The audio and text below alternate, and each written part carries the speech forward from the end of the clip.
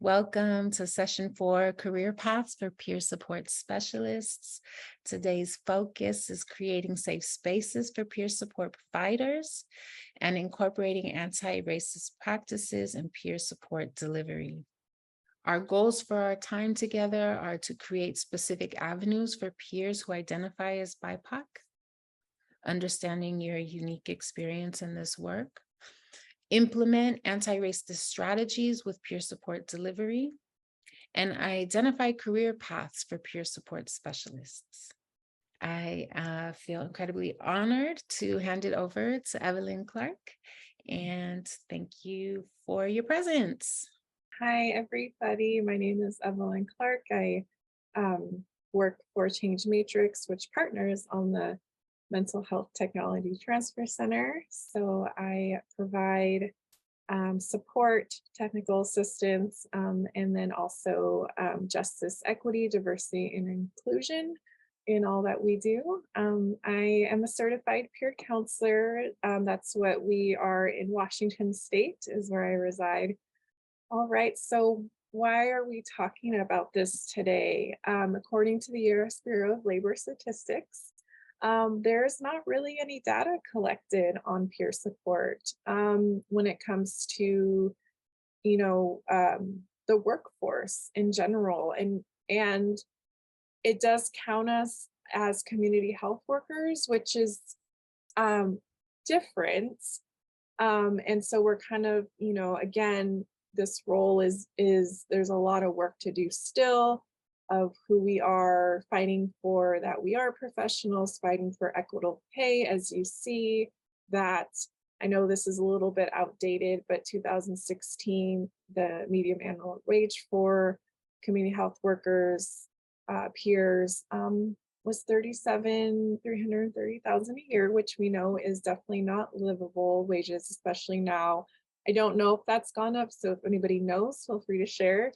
I know with supporting young people who I actually have worked with as their peer, and they have now became certified peers, and just being connected with the peer workforce is still pretty similar, with the pay, with, again, organizations not knowing how to utilize peers. And so we'll get through a little bit of that. And then when we get to our guests of honor, they're going to talk to you about different strategies and different ways of how we can uplift these important issues and how we can push through those by their experiences of them experiencing it, and then having the motivation and power to just create something very unique. So, all right, so we know that burnout, we experience a lot of burnout, trauma, and compassion fatigue. And I know this is true for anyone doing any kind of work, especially in today's world. And we want to recognize that as peers, we're here because our lived experience. We're here, and often we share that we are in recovery in all different forms. We've had experiences that that have impacted us from different systems, and so there definitely needs to be some more work around how agencies can support peers in this. Also recognizing that we don't need clinical support from our clinical colleagues working in this field, but more of just an understanding of what we face. I know for myself, I had a lot of survivor's guilt, as when I worked with young people, they experience things that that I was exposed to, and also just had a different outcome. But I know that that's due to, again, just different levels of privileges. Even though I am a woman of color, I still hold that as being white passing. And so just wanted to kind of highlight some of these. As we know, I know that you all have experienced this, so definitely an area where we want to lift up today. And so some of this, just thinking about cultural, we know some of the risk factors, and I'm sure you've experienced these. Is we know that our culture in all different professional settings is kind of like, well, you just gotta keep work. You got to come here and do your job. So when we talk about structural, we definitely want to, think about the risk factors.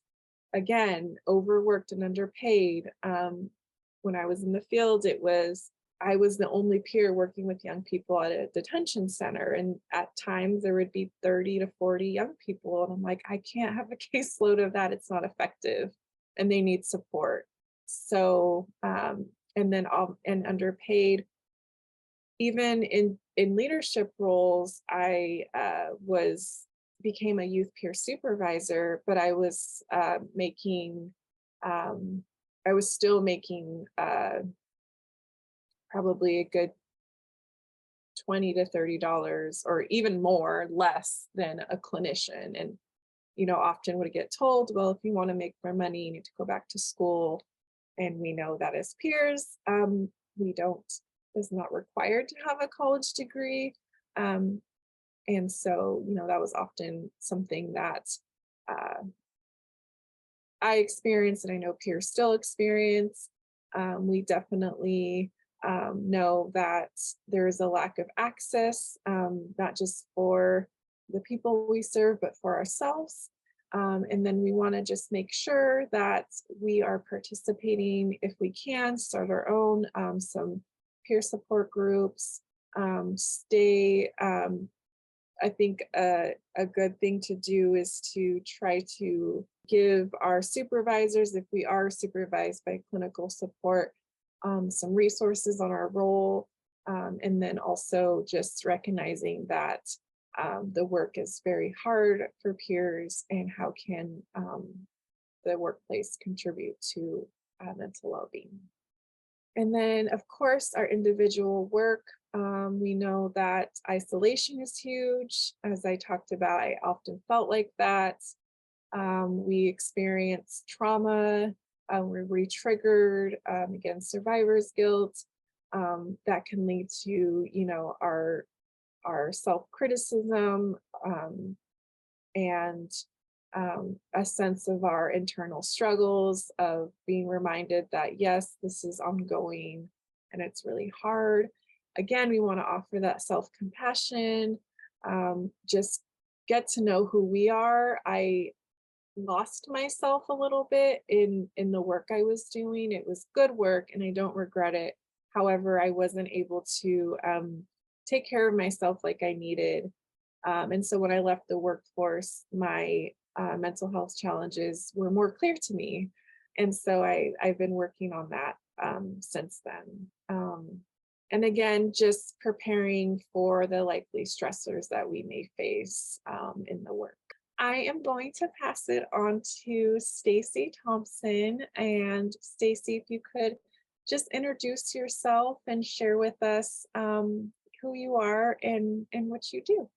My name is Stacy Thompson, and I actually am going by Being, and I am a certified peer specialist, and I have um, over a decade of experience in direct services, program management, training, and so I've worked in a variety of places and a variety of roles before I've um, ever entered the field of peer support and learned some really valuable lessons in the workforce. Um, but one of them, uh, I think one of the most powerful lessons I've learned from the workforce is learning that I have value that I see in myself.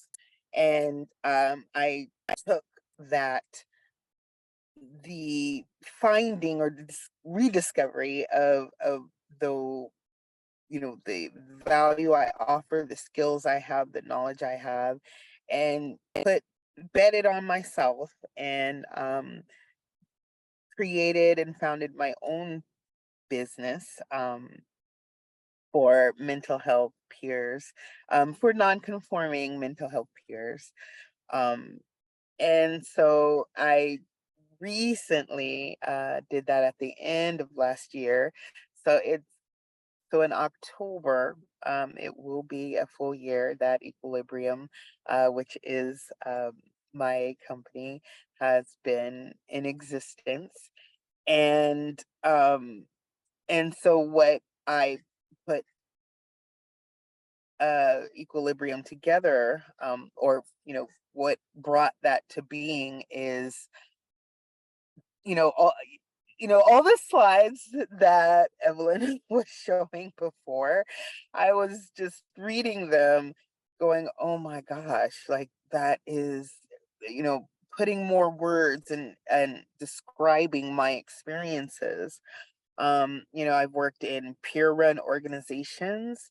I've worked for training organizations who train behavioral health providers, and um, just finding that it is important to have support from other peers in your environment. It doesn't remove at all the problems that you might have at work, because work is work. Work is still stressful. Work, work relationships are still gonna be things to navigate, and yet it is preferable to have an environment that at the very least understands the purpose of peer support and peer specialists, and are invested in utilizing those resources. Um, and that the feeling that I had of kind of going in to a position, my first leadership position, um, and kind of feeling so good about what I did, and um, my experience, the work that I do, the people I work with, and kind of over various you know growth opportunities and um,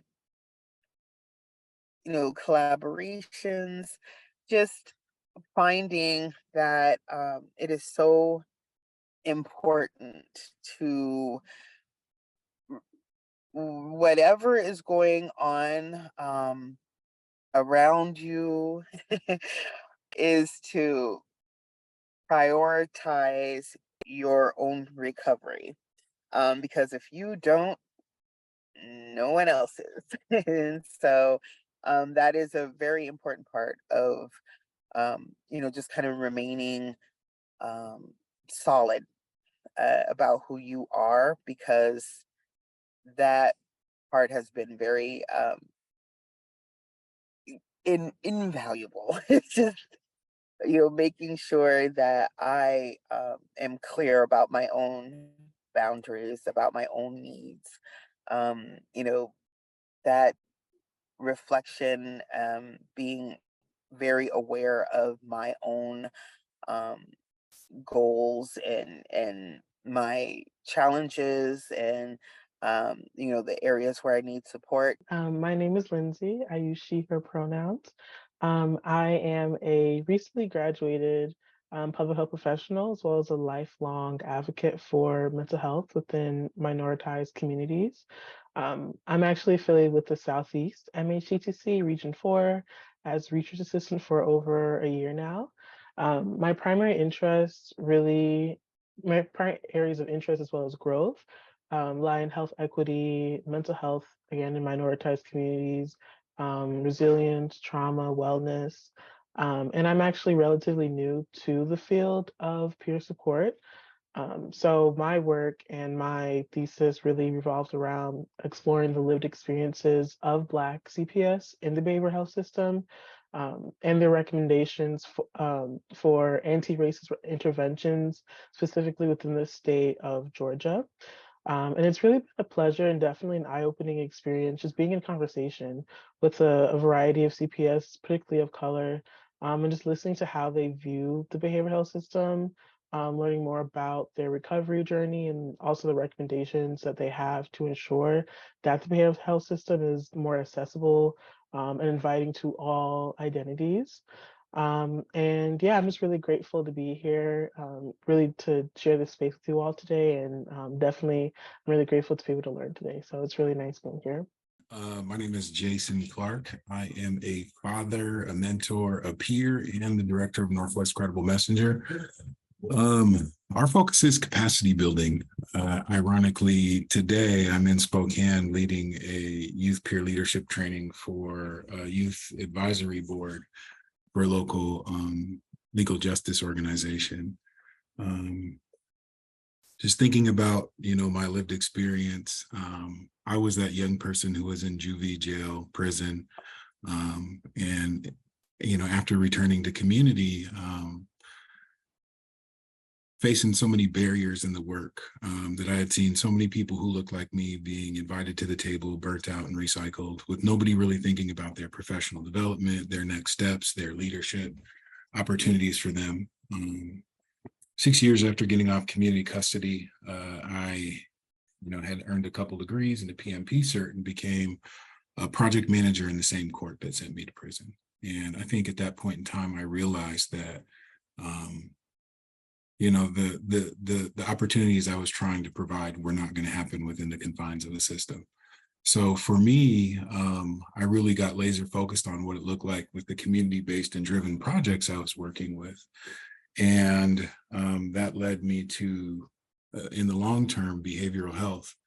I think, working in nonprofits over the years and in systems, I realized that there's a huge focus on, participants and problems and et cetera. I think the thing that I learned in doing work and, embarking on my own is that there's a lot of providers and people, right, who need support. So we started focusing on, peer support through healing-centered engagement, and have just kind of expanded the scope of the work that we do, really thinking about what it looks like to provide support for young men of color, right, through our Healthy Masculinity program, supporting people who, don't traditionally, work well within systems or, traditional jobs. We have a business innovation program. We provide supportive reentry for people who are reentering, and really trying to shorten the timeline to success for them, right? Through what success looks like for them, through our peer-based model. We have a youth and young adult behavioral health program where we operate with a team of certified peers. In my organization, Northwest Credible Messenger, we believe in the process so much. We're developing our own peer curriculum through Credible Messenger and trying to provide more opportunities for people statewide in different regions, which oftentimes are resource deserts, to be able to, be resources in their communities. And learning this process around the peer model in Washington State, before, realizing the difficulty we were really in. But we realized that there's really not a roadmap for what this looks like. So our goal has been to create a roadmap, right, to develop new training processes, but to be able to give people access to the opportunity to be peers, right, to build managed care, to have some sort of sustainability in their organizations, especially BIPOC organizations. We started a process to become a BHA and are almost complete with our application. But we've hired a consortium clinician and operate a statewide consortium in 8 regions around the state of Washington, where the providers that, now that we're trained the trainers in the peer model, we can actually train to become peers so they can access our consortium clinician and provide the services in their communities through their peer-based models. Super excited to be here. I'm definitely eager to talk more about some of the processes that we've developed and learn from the leaders who are on the call. Evelyn, I'm always excited to participate in these leadership opportunities that you present in communities. So thank you for having me. All right. So again, thank you all for being here. This is really just means a lot to me, and everything that you all are doing. I just would love to just have a conversation as we dig deeper into career paths. We know that, as I was saying earlier, there's not necessarily room to grow in organizations. I really believe that peer support should be embedded within peer-ran organizations, as Jason is doing, who are BIPOC led, because again, a lot of the agencies are not implementing peer support correctly, and also don't know how to support us, as we were talking about earlier. So I would just love to hear, and also Lindsay, with your work too, and what you saw from hearing from, peers directly, just how do we, yes, support, BIPOC peers within the workplace, but how do we also set up a path for them to be able to, expand what they're doing, whether it's in the workplace or just beyond. So we'd love to start with you being around. I know you shared a little bit, just around what you're doing, but just a little bit more in depth around how that can work for BIPOC peers. I had a unique opportunity working as a project manager with King County Superior Court in building a mentorship program, and just even thinking of the way the system operated. Like, they were like, hey, build this mentorship program, talk to the staff, ask them what the needs were. But I shifted that into doing an equity impact review, which meant that we connected with the community and the people in the lobby to figure out, like, hey, what are the needs for your family when they come into contact with this system? And they gave us an informed perspective. So, we were able to seek partnership with different organizations nationally to try to find something that could work. And just thinking of the peer process, right? Naturally, Credible Messenger is one of those processes. And uniquely through the Burns Institute, who had done a assessment on the Juvenile Detention Center, we had access to some leaders who connected us to the Credible Messenger process in the Bronx. And I think through that process, we started really looking at the impact that, we wanted to see. And I think that was through having people with parallel experiences, but really understood the transformation story versus the war story, right? So they could motivate young people to move forward, and had a unique opportunity of implementing this project in 2017.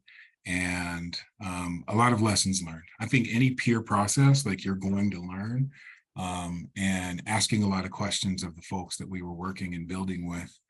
I implemented the model in a system, stayed there for 3 years. Unfortunately, they weren't very interested in it, but fortunately for me, it was something that I was interested in, and I left Superior Court and started, just doing grassroots work, started a LLC, started a 501c3, and really pushed that vision. I think the thing for us, though, was we didn't just see the profound impact on the young people in the mentorship program at the court. We seen the impact on the leaders, right? These are people who traditionally were blocked out of opportunities. And I learned a lot at the court because we started paying these, individuals, after we trained them, between $30 to $50 an hour. And there was a lot of pushback on that. So I started paying attention to a lot of the things that we're pushing back on and implementing those as we took it into a community project.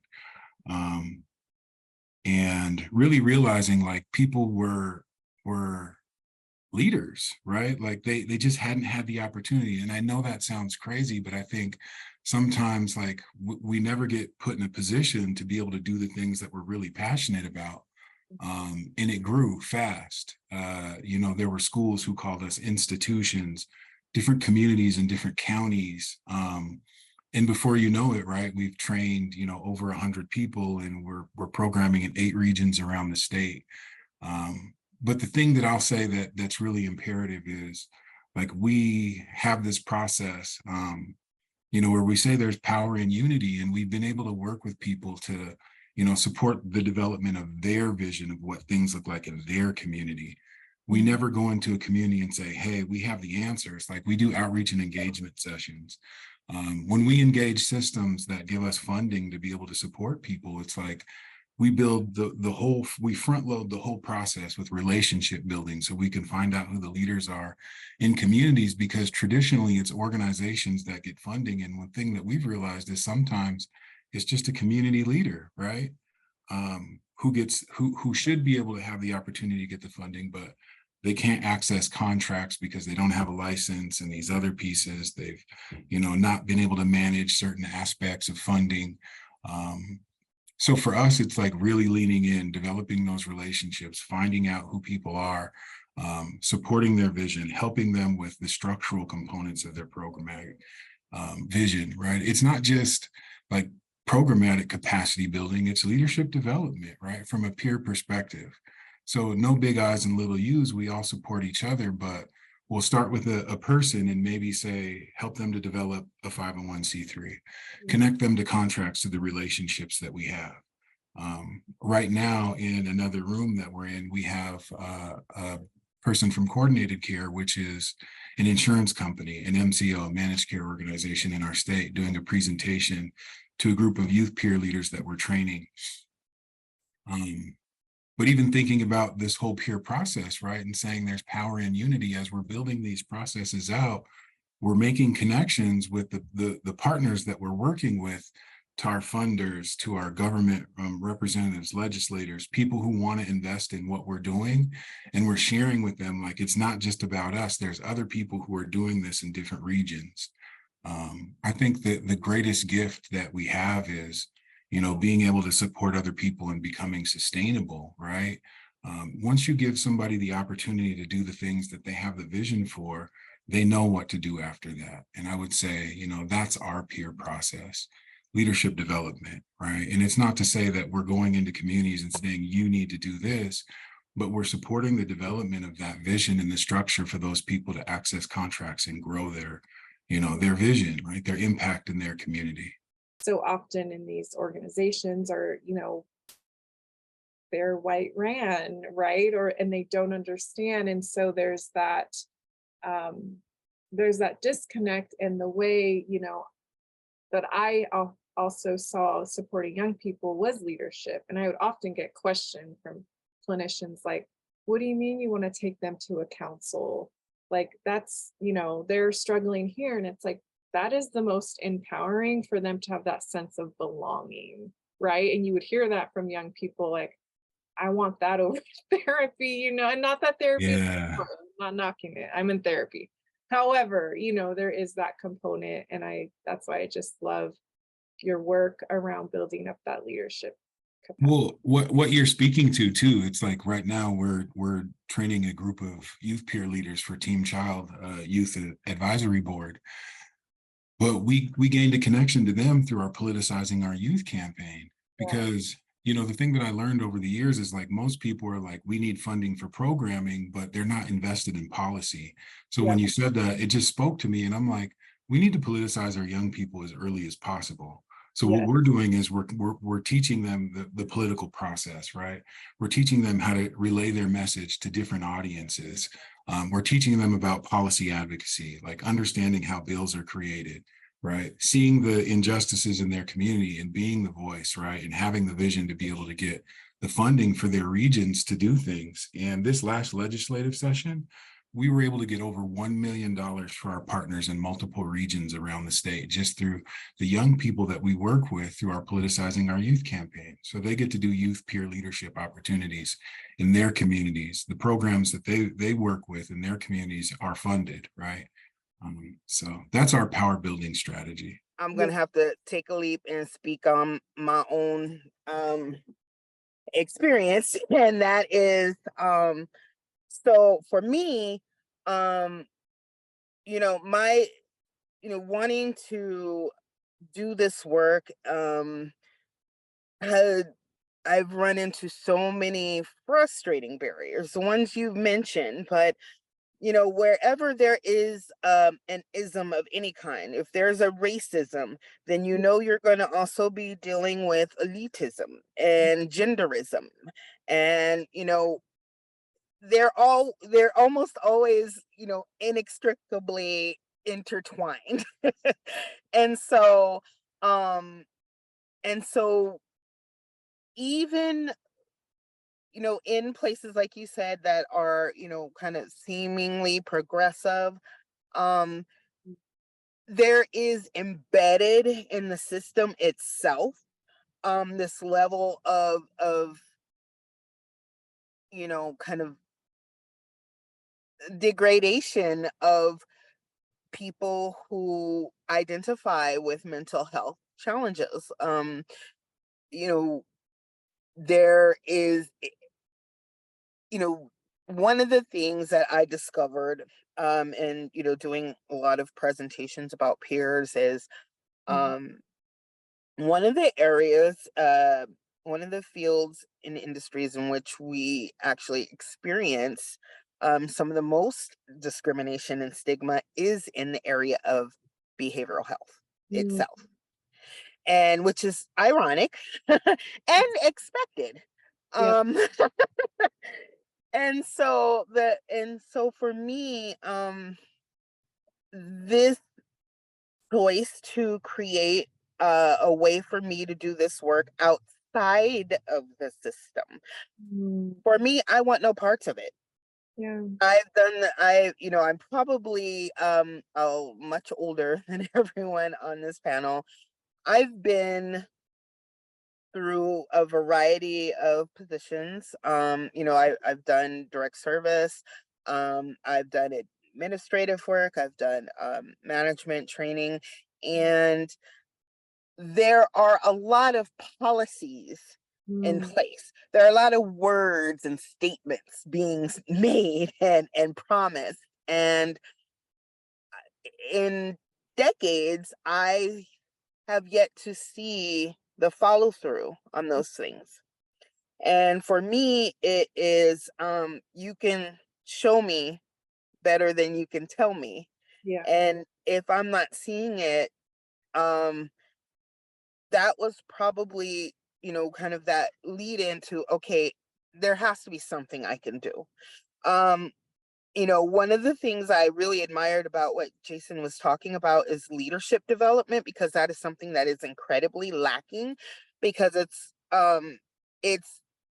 they barely think we can function as it is.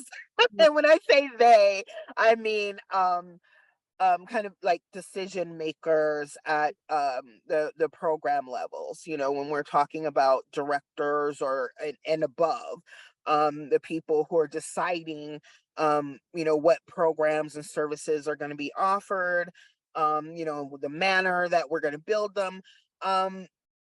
They generally, if it weren't for the fact that there are, is legislation and policies that say, hey, this is what we need you to do with this money, I don't think they would want to add peers. mm, And so, I'm going to give voice to that frustration because that's what my experience has been. yeah. Um, and so with that, it was, okay, if I keep sitting in these meetings, if I keep showing up to these trainings, and we keep learning, how important it is for peers, people with lived experience, to be a part of every part of development, and um, you know, uh, measuring what needs need to be addressed. All of these things, and we've, you know infinite trainings on how important these things are, and yet at the end of the day, when there's, oh, here's another program we've developed, oh, here's another service we have, and then when I go in to ask, oh, also, I don't think I mentioned this, because I am located in California, in San Diego, and so I am on the San Diego County Adult Behavioral Health Council. and I represent peers and consumers on that council. And so for me, the challenge is, there's always, this program, this service popping up. And then I go in and ask the question, okay, and how were you able to engage peers in the development of that? Blank stares all the time. So Mm, then I go, okay, so this is where I'm seeing the need, and this is where I'm trying to step in, because I'm not seeing it happen. It's clearly something that needs to happen. And I believe, that in leadership development, we're all leaders to a certain extent. And so if nothing else, the one person I lead is myself. No one else has to follow me, but I'm still gonna lead, because leading is daring to do something that hasn't been done before, yeah. right? And so, regardless if anyone else wants to follow behind me, that's their business. I don't have the capacity to worry about what other people are doing. So, so it's me recognizing these things and going, we're kind of going in circles here. You wonder why we're not getting engagement in these programs, why people are discontinuing services, and yet you continue to offer things that people aren't wanting, or offering them in ways that are degrading and dehumanizing. And then you wonder why they don't show up to your services, why they don't engage. They question every part of this, well, let's get some data on that. But the one area they don't want to question is how they provide the services. Yeah. How do you engage with peers? And so if you're, if you want peers to be invested in the change, you have to make room. They have to make room. And so for me, I'm not going to wait for it, because I've waited a long time. So I'm going to push people out of the way with my enthusiasm, figuratively. I don't have time to, I got a place at the table, but a place at the table is also what a place setting is, a fork, a spoon. I'm not a fork or a spoon. I don't need a place at the table. I need the mic, because people need to be reminded of the things, what brought us here. What are we here to do? And so for me, that's why I struggle with, am I trying to get funding from state, county level? At this point, not yet, because I don't want to be restricted by having to play nice with people who aren't playing nice with me. I can't play nice. I have to get things done. And in order to do that, I can't have my hands tied. And so that is a challenge that I'm struggling with, but it's also, that is empowering. And that is a wonderful feeling for me. It's not easy, and nothing good is, but yeah, that's my choice to start my business and to do this work outside of the system is really to it was a choice out of self-preservation. There's a lot of overlap that I've noticed in terms of this aspect of peers needing to be a part of the development process of everything. When it comes to dismantling racism from the behavioral health system, from these different organizations and things of that nature. And more so just specifically thinking about the recommendations that the peers that I spoke with, that my team spoke with, there were a variety of recommendations that they had, but in particular, there were really 5 that really stood out to my team and I. One of them being zero tolerance for workplace racism and discrimination. Of course, being you were saying that obviously there could be a lot of different policies and protocols that could be in place, but the actual implementation process of it could be what's the most difficult part.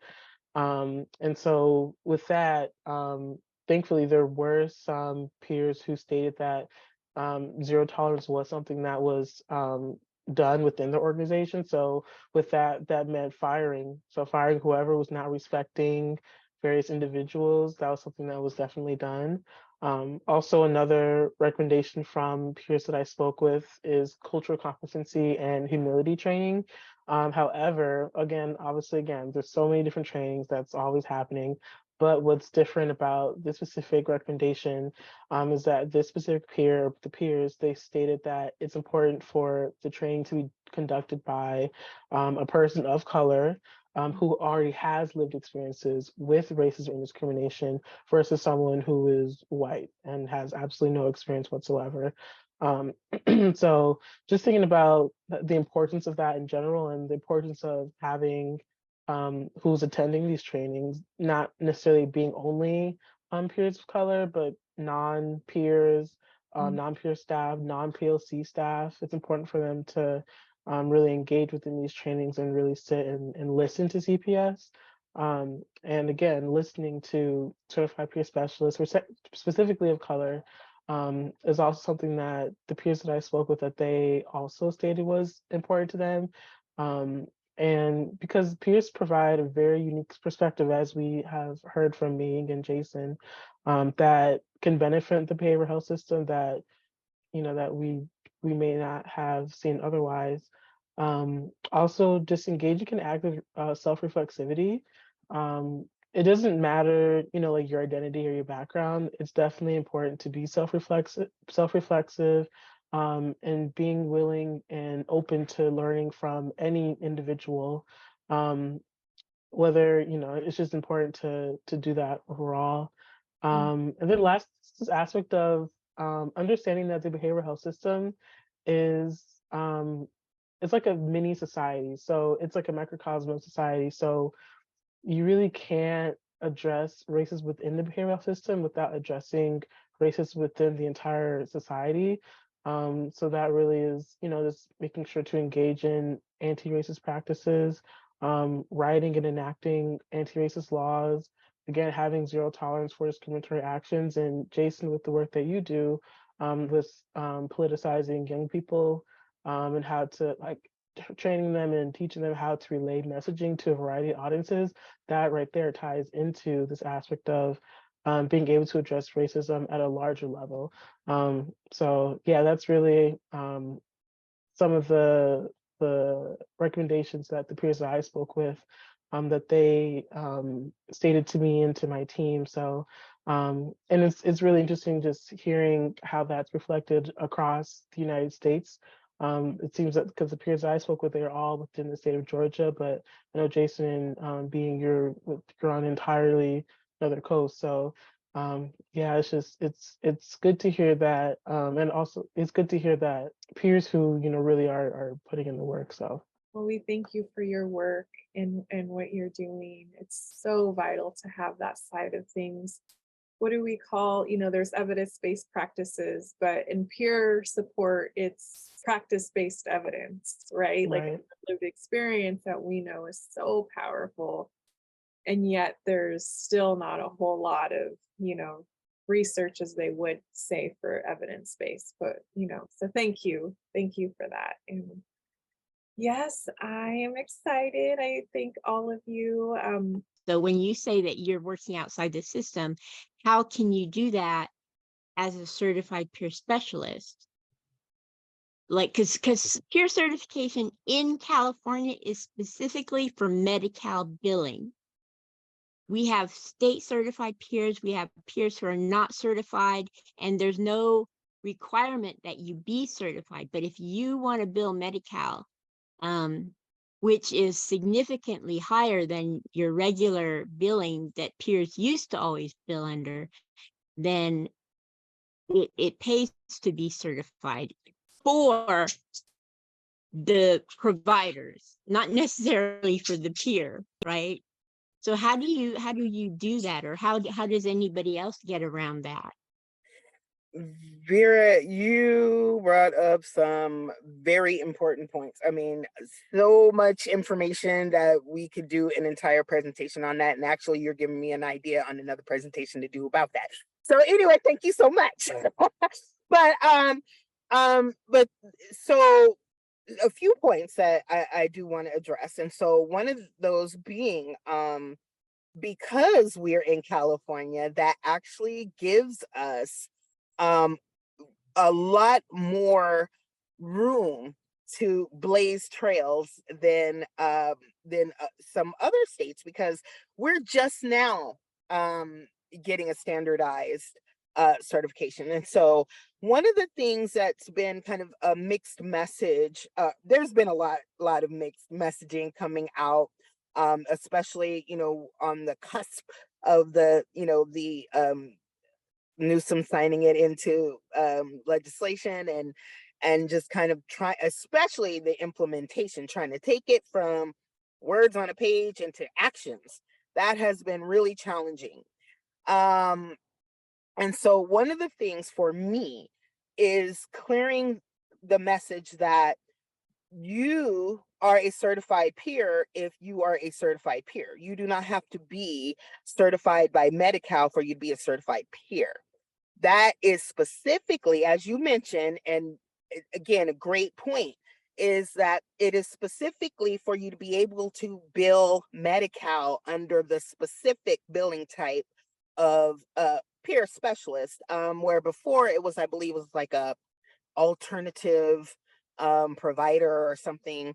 And so for me, the challenge was, because there was so much struggling and trying to define what needs to be done. So for me, it's going back to the very, what is the peer movement? What was it to begin with? It was peers. We didn't need certifications. Right now, there's a challenge of, again, if you're going to be working with organizations, agencies, but if you are going to, and what I did, I'm going to do this, I'm going to do this without state funding, without being connected and associated with Medi-Cal billing. And yet that also means, well, how am I going to sustain myself? And so that also is a bit of a challenge. The United States, is it the Department of Labor? Whoever comes up with all the career classifications, they do not have a classification for the work that we do. So, so everybody else, like all of these other industries, have a specific classification, and the researcher mentioned that actually works against peer specialists, because each state, even each county, they all have different titles, different words to describe the same work for the most part. And so in terms of our gaining workforce rights, like rights for our workforce, labor rights, we can't be unified because we all have different categories, and there's no one classification for the work that we do. And I don't really know a lot about labor issues, but I want to look into that, because she said that it actually works against peer specialists throughout the country, because there's no unification there. And also in terms of discrimination, and having agencies or organizations, state agencies, support us if we need to file some type of claim. Since there's no unification, it's just really hard to make the case on behalf of peer specialists. So I think that's something that I know I want to look into. So I know here in California, Vera, I'm not sure if you're familiar with CAMPRO, the California Association of Mental Health Peer-Run Organizations. And so they have been working actually over the last couple of years to put together not just a peer council, they're actually trying to unionize peer workers. And so if and I would suggest, just kind of generally going to the website and checking all the um, program tabs, because they have so many initiatives that are going on at the same time. Um, but and to be honest, I'm not sure where they landed on that. I know they were trying to get a lot of people engaged, but it was really challenging because, again, um, employers and, which are the people, the organizations within the system, are not making it easy or conducive um, for peers to participate in these things. And so, one of them is kind of creating policies against being able to, you know, take um, or to receive payments from, by attending, or not even just, payments, but gifting any kind of, contributions by participating in these programs while you're on company time. That is really a challenge and a privilege issue, because an accessibility issue, because there are some positions that that of course allow for that's part of your job, is to participate in forums and boards and councils. And yet if you're someone who's still at a staff level or entry level, they make it very hard for you to participate in those things on company time. So a lot of this is really kind of, again, revisiting the core values of being a peer, especially self-advocacy, and understanding that when you're advocating for yourself, you're at the same time advocating and creating space for other people. And so that's kind of how I managed it. As well, some of the work, it takes a while to see some of the fruit of your labor, but and it might not come out exactly as how you envisioned it, but advocacy is really important to creating spaces and accessing um different areas of connecting with our, because the thing is, if it's, you know there isn't a precedent set for it, and so that means there is a wide open space for you to step in and create it yourself.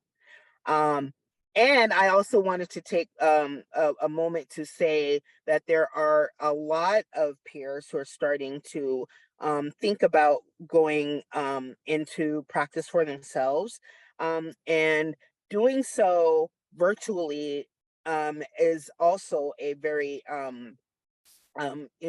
just kind of a hot area right now.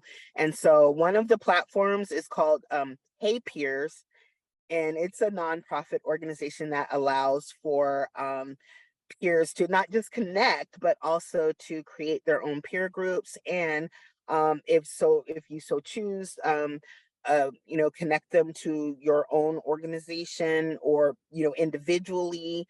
And you can schedule peer groups, and you set your own prices according to your own background. So it's really putting, how how important is it to try to figure out a way to do this without having um the system do it? Because as I mentioned at the top of, when I first started, I waited a long time to see some of these changes happen, and some of them are still not happening.